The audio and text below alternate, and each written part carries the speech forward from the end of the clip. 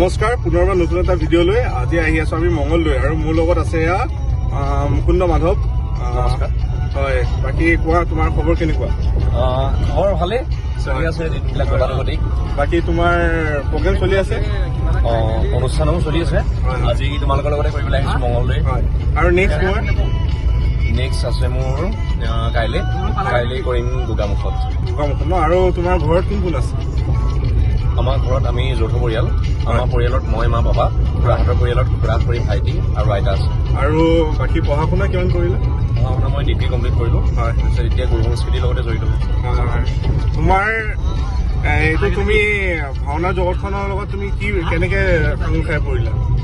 ভাওনা মানে আচলতে প্ৰত্যেকজন অসমীয়া মানুহ যিসকল মানে গাঁৱৰ পৰা বিলং কৰে, এইটো আচলতে সুধা কথা নহয়। মানে ভাওনাটো আমাৰ এতিয়া হাড়ে হিমজুৱে আৰু ককা দেউতা সকলোকে দেখি ভাওনাৰ লগত আমি সম্পৃক্ত হৈ যাওঁ, হয় নাই? যিহেতু ভাওনাটো আমাৰ সৰুৰ পৰাই দেখি আহোঁ, তেনেকে ময়ো আমাৰ গাঁৱতেই প্ৰথম ভাওনা বাকী অভিনয় প্ৰথম কৃষ্ণ আছিলে নে বেলেগ কিবা আছিলে? মই কৃষ্ণ অভিনয় কৰিছিলোঁ, কিন্তু প্ৰথমতে মই ভাওনা কৰা নাছিলোঁ দেই।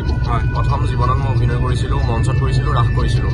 ৰাস ন? হয়, তাৰ পিছৰ পৰ্যায়তহে মই ভাওনালৈ আহিলোঁ। ভাওনালৈ ক্লাছ 1-2 মানত আহিছিলোঁ। হয়, বাকী এতিয়া ভাওনা জগতৰ লগতে আৰু ন? সেয়া আৰু ভাওনা কৰি আছোঁ। বাকী বিয়া বাৰু কেতিয়া পাতিবা? বিয়া বাৰু বৰ আচৰিত কথা এটা সুধিলা। বিয়া বাৰু সেয়া ডেষ্টিনি যেতিয়া আছে তেতিয়া হ'ব, তেতিয়া ক'ব পাৰিম ন? ঠিক আছে। 2038